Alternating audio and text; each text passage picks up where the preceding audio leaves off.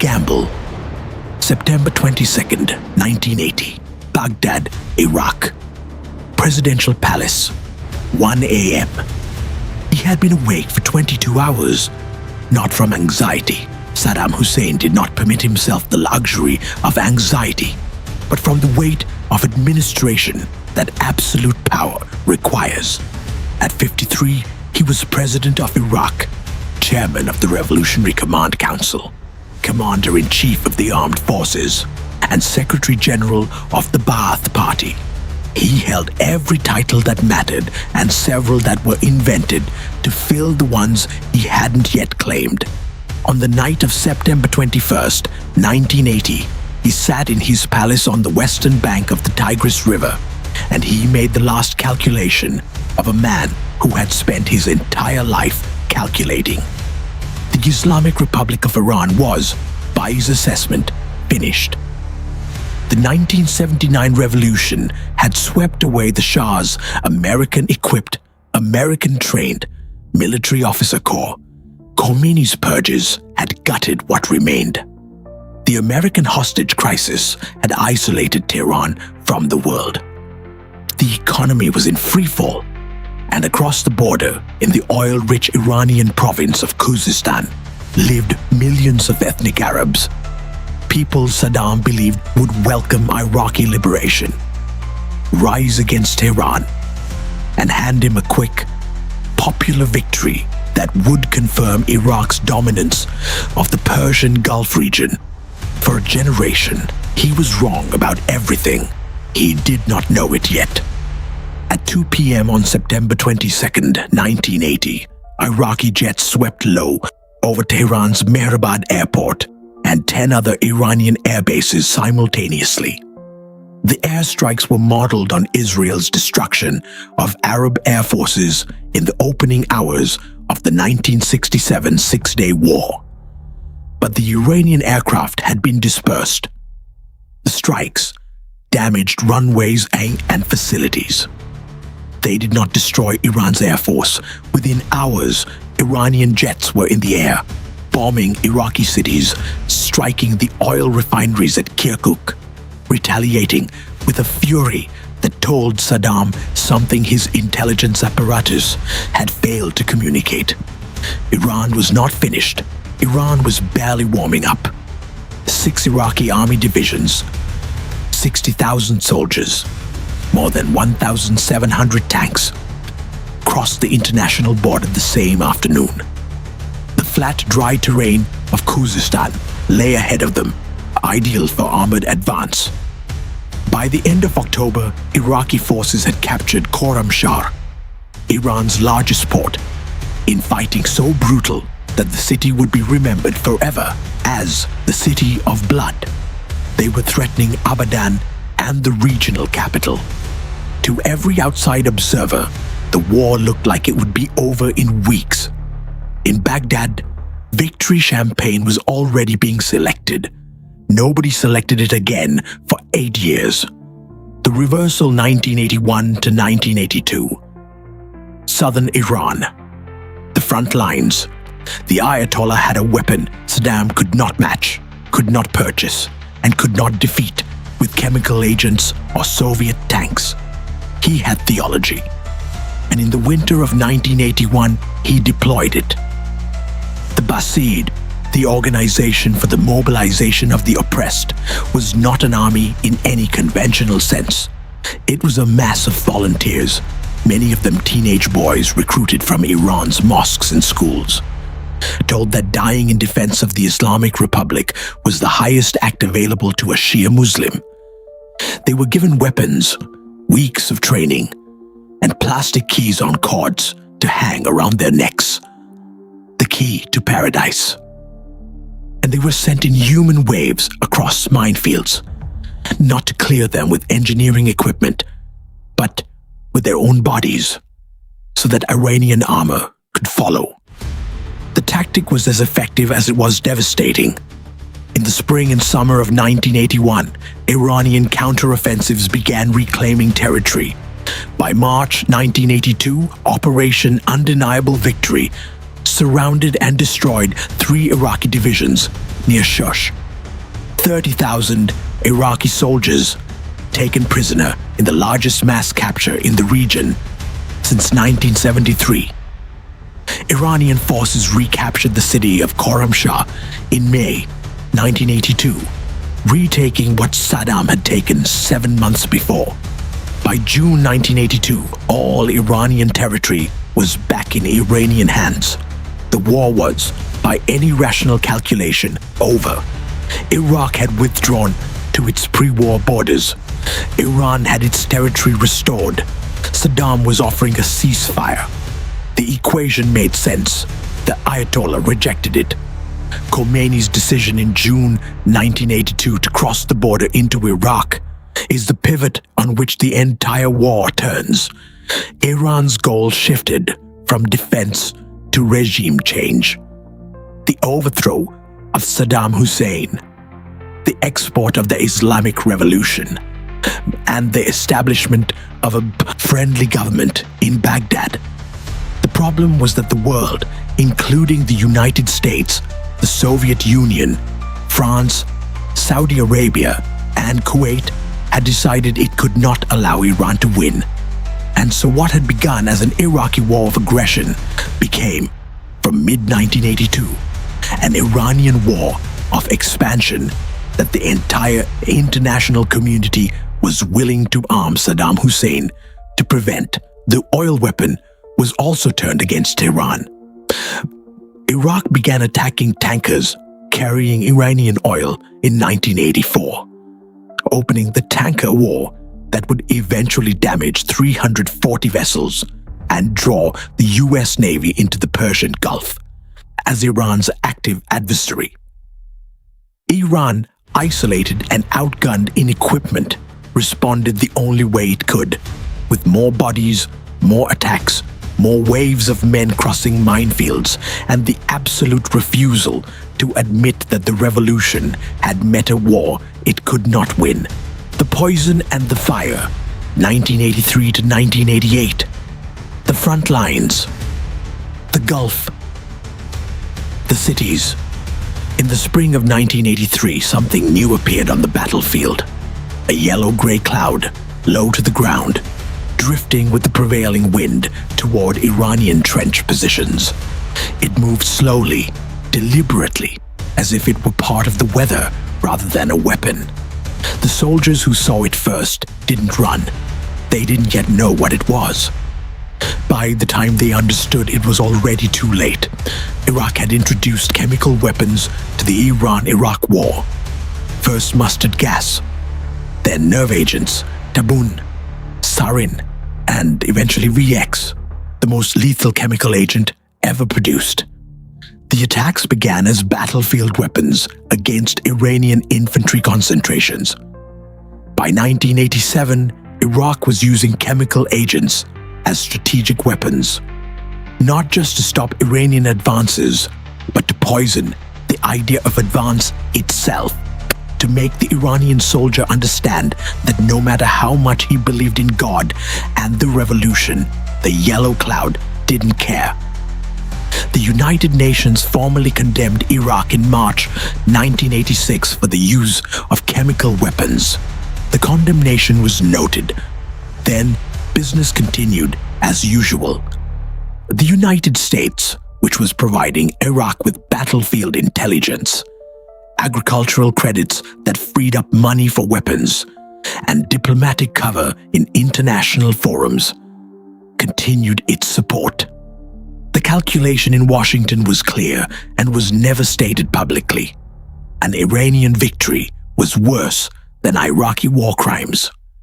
On March 16th, 1988, Iraq answered the question of whether the world's stated outrage about chemical weapons had any practical meaning. In the Kurdish town of Halabja, in northeastern Iraq, Iraqi aircraft dropped mustard gas and nerve agents on the civilian population. 5,000 people killed in a single afternoon. Men, women, children, elderly. Families found dead in the positions they'd been in when the gas reached them.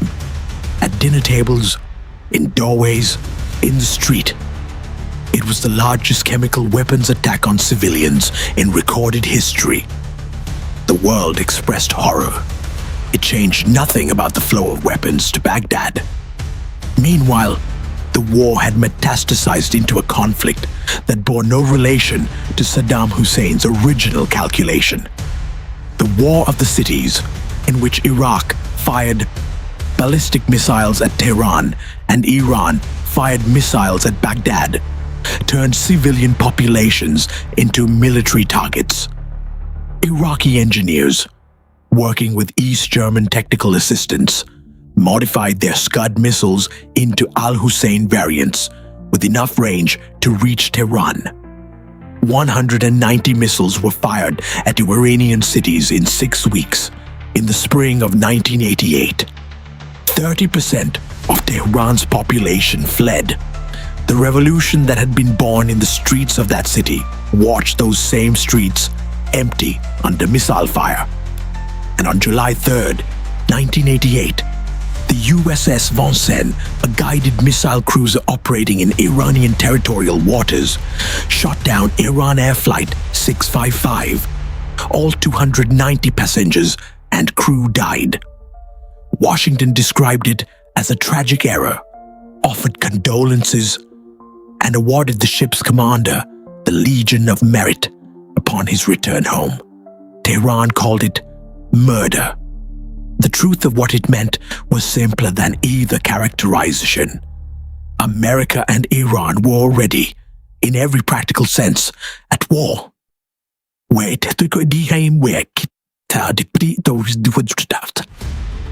End 1984 to 1988. The front lines of a war.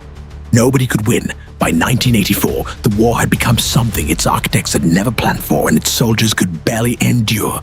It had become the First World War.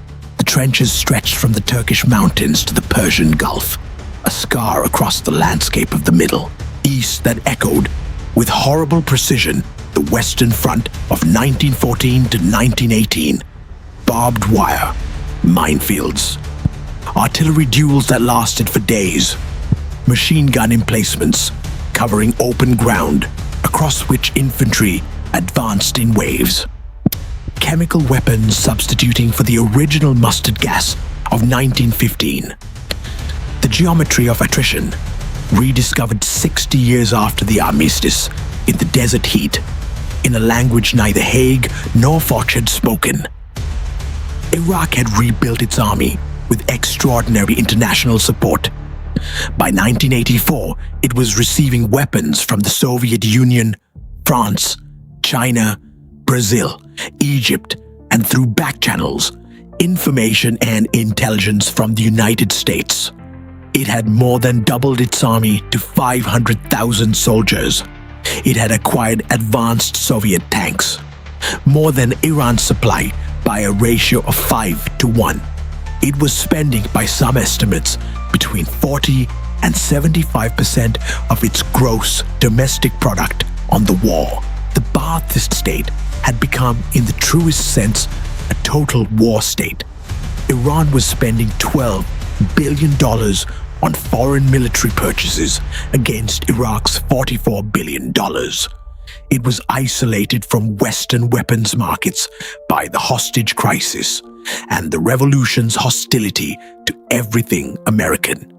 It was receiving small quantities of weapons from Syria, Libya, North Korea, and in the bizarre chapter of the Iran-Contra affair, secretly from the Reagan administration itself, which was simultaneously arming Iraq. The weapons it was receiving were nowhere near enough to compensate for what it lacked in equipment, and so Iran continued to rely on what it had in abundance: people willing to die. The Battle of Karbala 5, fought in January and February of 1987, is the war's single bloodiest engagement. Iran launched 200,000 soldiers toward Basra, Iraq's second largest city. The attack came to within 9 kilometers of the city at its deepest point. Iraq used chemical weapons to hold the line. The battle lasted 6 weeks and killed approximately 65,000 people. The front line, when it was over, was almost exactly where it had been when the battle began. Basra did not fall. The war did not end. The dead were buried. The logic of attrition had consumed both sides. Iran could not win. Iraq would not lose. And so the war continued month by month, season by season, year by year. Not because either side believed it could achieve its original objectives, but because neither side had yet reached the point of exhaustion where stopping was worth more than the sunk cost of everything that had already been paid. The breaking April to August 1988, the final offensives. In April 1988, after 8 years of war, Iraq finally found the formula for victory. It was not a new strategy. It was not a brilliant tactical innovation. It was chemical weapons, combined with conventional force, combined with an Iranian army that had been bled to the edge of collapse. The formula worked because all three conditions were finally present simultaneously. Operation Tawakkalna, Allah, trust in God, was the name Iraq gave to its series of final offensives. In April, Iraq retook the Al-Faw Peninsula in 48 hours. The peninsula that had taken Iran 30,000 soldiers and a logistical miracle to capture in 1986, and that Saddam had vowed to retake at all costs, fell in 2 days. The decisive weapon was nerve agent. Iranian command positions, artillery batteries, and supply lines were hit with chemical attacks before the conventional assault went in. The defenders could not function under the assault. The peninsula fell. 3 more operations followed in rapid succession. Fish Lake, Halabja, Majnoon Islands. Each used the same template, chemical weapons to neutralize Iranian command and control, then conventional armored and mechanized forces through the gap. Iranian positions that had held against conventional assault for years collapsed under this combined arms chemical assault within hours. Then came the deepest strike of all, into Bakhtaran province, penetrating into Iranian territory, defeating Iranian forces stationed there, capturing armor and artillery. In Tehran, the missiles were falling. 30% of the population had fled. The economy was collapsing under the weight of war, sanctions, and the loss of oil revenues from the tanker war. The IRGC commanders, who had been sending reports of gradual progress, were now sending reports of collapse. And in the Supreme Leader's residence, Ayatollah Khomeini was receiving intelligence that told him what he had refused to accept for 6 years. The revolution could not win this war. It could only lose it slowly, or stop. On July 18, 1988, Iran accepted UN Security Council Resolution 598. The ceasefire resolution it had been rejecting for a year, demanding amendments that would condemn Iraq as the aggressor. No amendments, no reparations, no condemnation of the chemical weapons, no acknowledgement that Saddam started it. Just a ceasefire on the terms the UN had offered, and Iran's acceptance of them as they were. Khomeini announced his acceptance in a recorded statement that he described as more painful than drinking poison. He was 86 years old. He had led a revolution, survived a war, and was now accepting a peace that gave Iran nothing it had fought for since June 1982. He would be dead in 11 months. The ceasefire took effect at 6 a.m. on August 20th, 1988. For the first time in 8 years, the guns stopped. The ledger August 1988. The world after the guns stopped. The borders were the same. The Shat al-Arab, the waterway that Saddam Hussein had torn up a treaty over in September 1980, on live television, with the theatrical certainty of a man who believed history was his to direct, flowed through the same channel it had always flowed through. The border between Iraq and Iran ran exactly where it had run before the first shot was fired. Not 1 square kilometer had changed hands permanently. Not one of the war's original stated objectives had been achieved by either side. The cost was a matter of debate, depending on who was counting and what they were willing to count. The most conservative estimates placed the military dead at 500,000. Broader assessments accounting for civilian casualties, the Anfal campaign against the Kurds, deaths from chemical weapons, and the long after effects of the conflict reached 1 million, and some historians placed it higher. Iraq had borrowed $80 billion to fight the war. Iran's economy had been set back by a decade. The infrastructure of 2 countries, refineries, ports, roads, power stations, hospitals, had been systematically destroyed over 8 years of fighting. Saddam Hussein declared victory. He organized parades. He commissioned victory monuments. The Crossed Swords Arch in Baghdad, the Victory Arch, twin hands emerging from the ground, holding captured Iranian helmets filled with swords. He had survived the war as its originator and its survivor, which he presented as equivalent to winning it. He had not won it. He had spent 8 years and $80 billion and 240,000 Iraqi soldiers' lives returning to precisely where he started.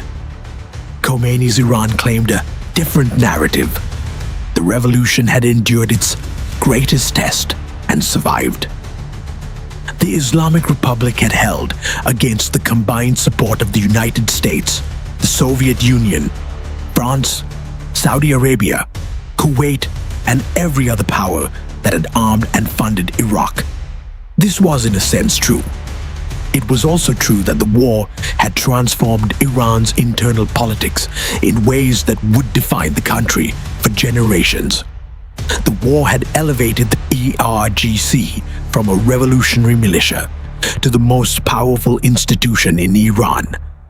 It had sidelined the moderates who had been part of the 1979 revolution and installed the hardliners who had been built by the war's requirements. Ali Khamenei, who had served as president from 1981 to 1989, would become supreme leader after Khomeini's death in June 1989.